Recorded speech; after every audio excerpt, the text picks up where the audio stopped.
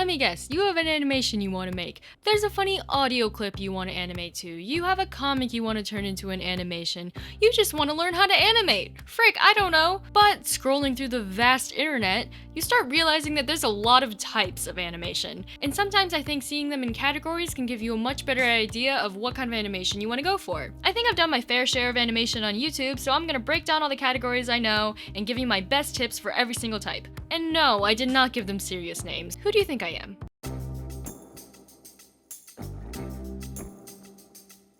In-betweens? What in-betweens? Subtlety? What subtlety? The first type we're going to look at is the animatic type of animation. It's actually what I'm animated with right now. There are no in-betweens, there's no easing, there's nothing. And if there's talking, the mouth's just open. The pro of this style is that it's really fast. You can crank out this type of animation faster than any other type on this list. The con is that it can get a little stale after a while if that's all the audience gets to look at. Me personally, I like using this animation very sparingly for narrative content. I like using it more for the corner of YouTube videos, for reactions, but never as the main focus of the video. But sometimes you don't have a lot of time on your hands and you want to make a quick animation and you don't want to do all the in-betweens, you don't want to deal with all the mess, and you want to use this style as the main focus of a video. There are some tips that I can still give you. As you've probably put together, the poses are all the audience gets to look at, so they need to be pretty good. My biggest tip for this is to draw poses that insinuate movement. So don't just draw someone standing there with their mouth open when they talk. Maybe they're cheering, or they're clapping, or they're waving their hands around. You don't actually have to draw out the animation. The people can put together in their head what you're trying to say. But drawing movement-based poses can kind of fill in the gap in people's mind. The second tip is to constantly switch out the facial expressions as much as humanly possible. I would actually recommend having the poses on one layer and then the facial expressions on another layer, so that way you can freely change them as much as you want. Here's an example of my character and how I would do it if the animation was the only thing you guys got to look at. I'm expressive, I'm more moving around, and it's a little more fun to look at. Okay, next one.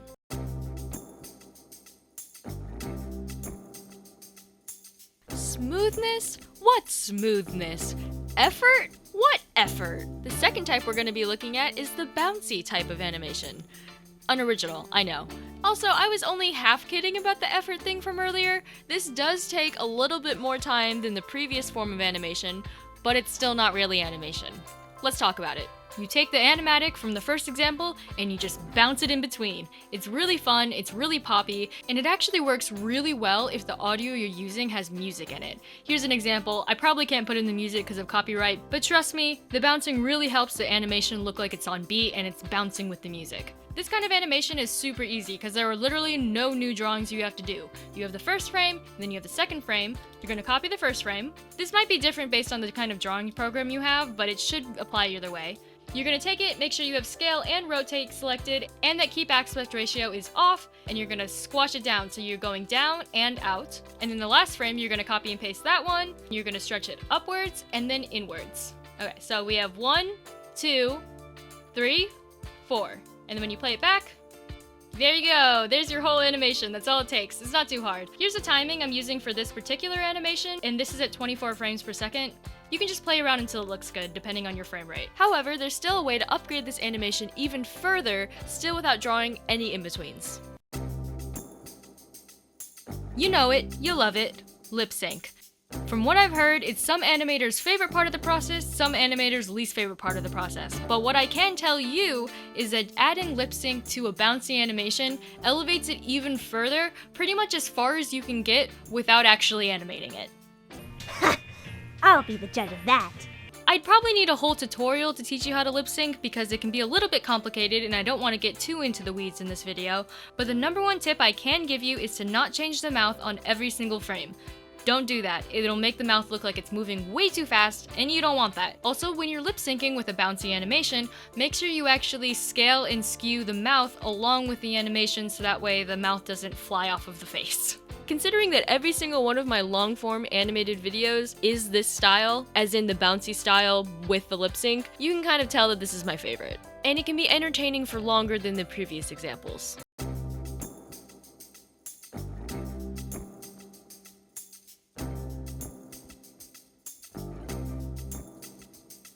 Our last category is the animation.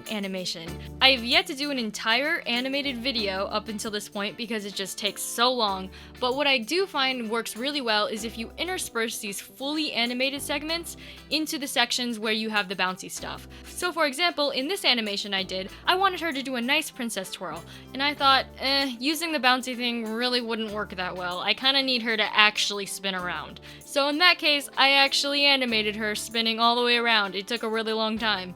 Or in this part of the animation, when I wanted him to be running away from... Don't ask, this fandom is weird, but I wanted him to be running away from this guy, and I thought, I did a fake walk cycle before, but I want to actually animate him running. So I did. Obviously, there's so much that goes into actually animating something. If I tried to cover it all in this video, you would probably get super overwhelmed. But for the sake of not copying out and actually giving you something, I do have a lot of tips that can help if you're at that more intermediate stage. If you are more at the beginner stage, I'm gonna link this video down in the description. Go watch it.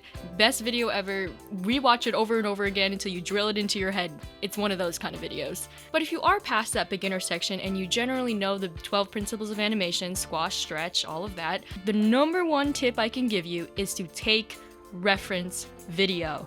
You're gonna look stupid. You're not gonna look cute. You can delete and purge it afterwards and never look at it again, but you need it. It is so helpful. A lot of artists can draw pictures without any reference because they've drawn it a million times, but when you're drawing movement, it is so much easier when you have a reference video. But that's not where the challenge ends either. You also need to know how to use the reference video.